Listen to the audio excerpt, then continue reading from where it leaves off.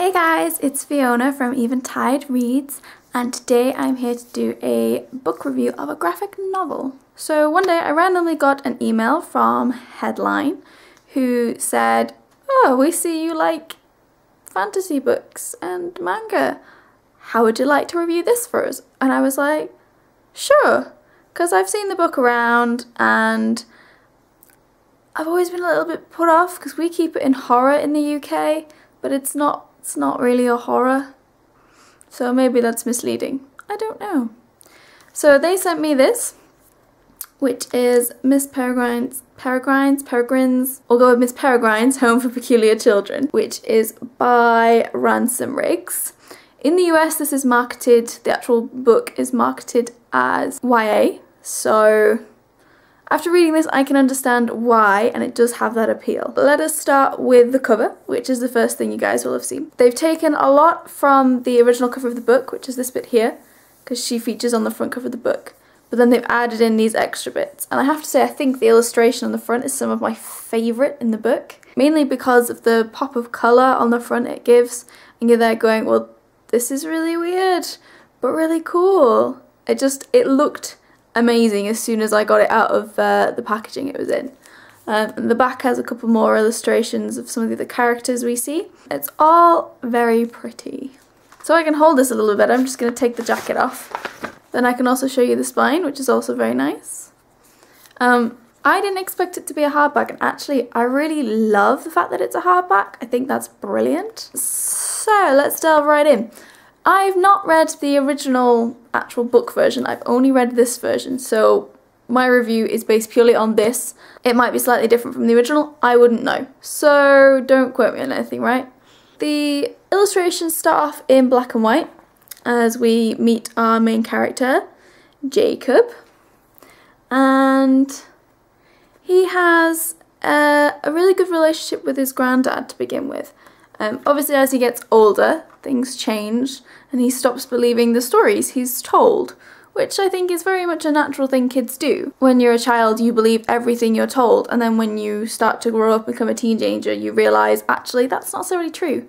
So I really like that that is the first thing that really happens, is we see a little bit of Jacob growing up and we're like, oh, now we can sort of get to know what kind of character he's going to grow up into be. Bad things happen, crazy things happen, and Jacob basically goes to investigate this house that his granddad has said basically you need to find, and he's like, what does that even mean?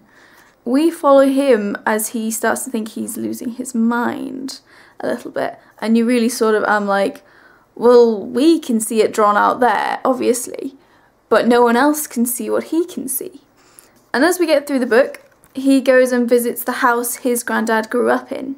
As you can see, it's all very rainy and dark in the pictures. But as we get nearer to some more of the truth, you suddenly get these bursts of colour, which I think are really, really cool. I really like how suddenly you have all this coloured comic, and it's really beautiful. By this point I was completely absorbed and I couldn't put it down. I just wanted to know exactly what was going on because it was creepy, but it wasn't overly creepy. It just had that hint of weirdness that sometimes I really enjoy. And I just thought, this is actually really, really suited to me. Weirdly, I wouldn't have picked it up. I've never picked it up, the original book, because I didn't fancy it. But this has changed my mind. So then we meet all of the peculiar children. I won't show you too much now because I don't want to spoil anything. There's just some absolutely beautiful pages in here, and the colour schemes used on some of the pages. The blues and the turquoises, and it's so well done. And the drawings are sort of like sketchy, but they do have some defined edges to them. It's really hard to explain without like showing you really, really closely. I'll try and find a good example. One of the black and white pages of the house there, you can see it's quite sketchy in the front. But then you've got some really defined edges which really show what the house looks like. And it's just really, really intricate and detailed, especially the bit where it's just black and white.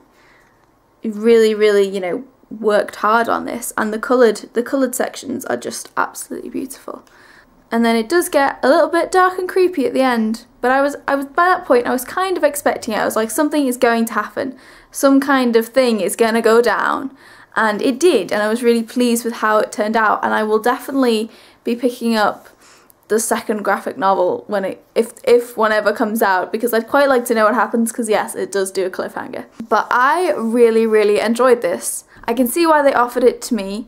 It does have that hint of manga stylization rather than a traditional comic, but I think that's more interesting and will actually have more appeal as compared to if you did it as a full-on comic. Not as many are interested. I think it's a nice, subtle way of displaying it, if you understand what I mean. That sounds really strange. So, I certainly enjoyed this, and I will certainly be keeping my eyes peeled for some more like this now that I know this kind of thing is out there.